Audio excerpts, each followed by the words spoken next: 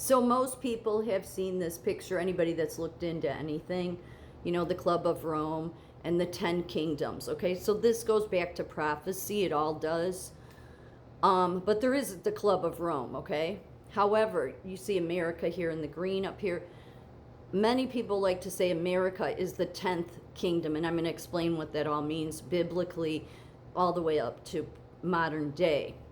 But I'm also going to explain why America, well, isn't exactly the 10th kingdom. There was people that wanted it to be the 10th kingdom.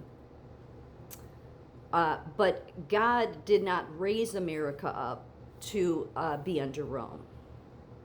So it's sort of been this push-pull, which is why God pushed those Protestants in the 1700s here.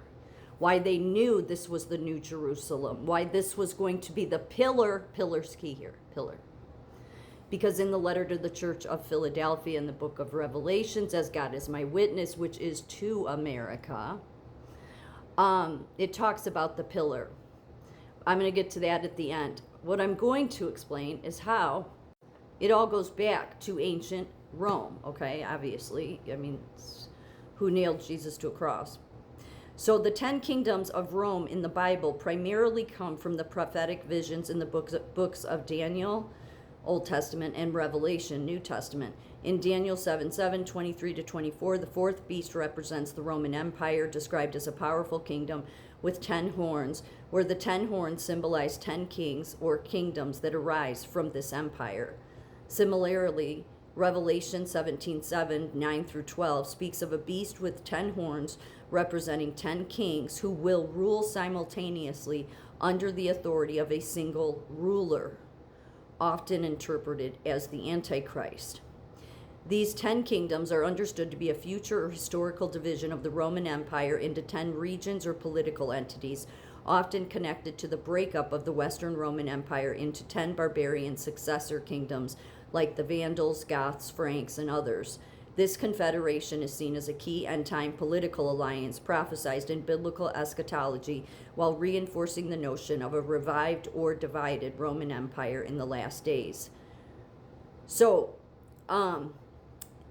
in biblical prophecy, the 10 kingdoms of Rome represent a symbolic and literal division of Roman power into 10 politically significant entities, historically rooted and futuristically interpreted in Christian eschatology. Okay? At the end of this period, Jesus, referred to as the Lamb in Revelation, returns to defeat this confederation and the Antichrist decisively. The final battle where the beast, the false prophet, and their armies, including the 10 kings or kingdoms, are destroyed by Christ. And then this marks the establishment of God's eternal kingdom, which will supplant these earthly kingdoms and kingdoms of darkness. So the 10 kingdoms in ancient times were formed mostly by Germanic tribes and others who settled in former Roman lands.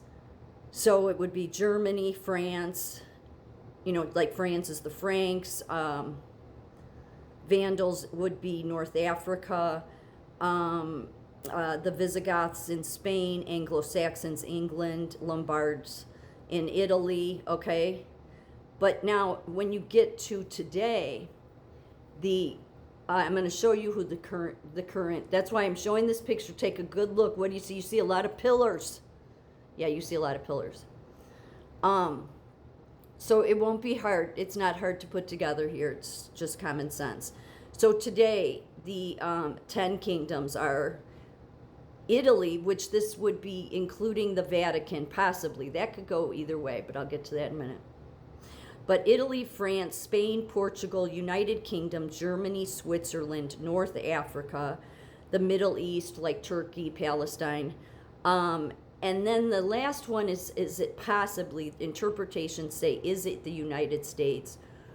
I think there's been people that have wanted to do it. In the I'll do that part last, okay? So let's go through the 10 kingdoms, because you could see in today's modern time how that's true. Because who ultimately is the beast? That's the beast that controls the 10 kingdoms, influences them. That's why it's responsible for almost most of the wars in the world.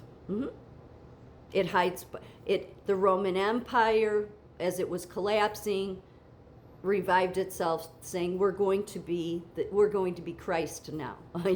So that shouldn't be a surprise. I mean, it was all of prophecy playing out. Okay, so, and they have influenced all of these kingdoms. Spain, there's a similarity to all of them. France, Portugal, Germany, Switzerland,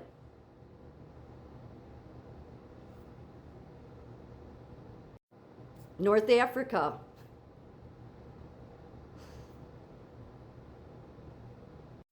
United Kingdom,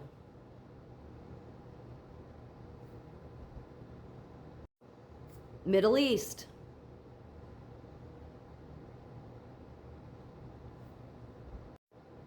Italy. All roads lead to Rome. So all of those are Roman territory. They Roman heritage, but they were all territories. So do you see? Roman Empire falls. It then says we're now Christianity. We rule. We're the first church. We're going to control Christ, the very God who we nailed to a cross. Okay, and we're the Roman Catholic Church. Yeah, right. Okay. So where the interpretation nobody ever knows is America. There's a 10th one. But you could say, you could separate Italy from the Vatican because the Vatican itself is a sovereign entity.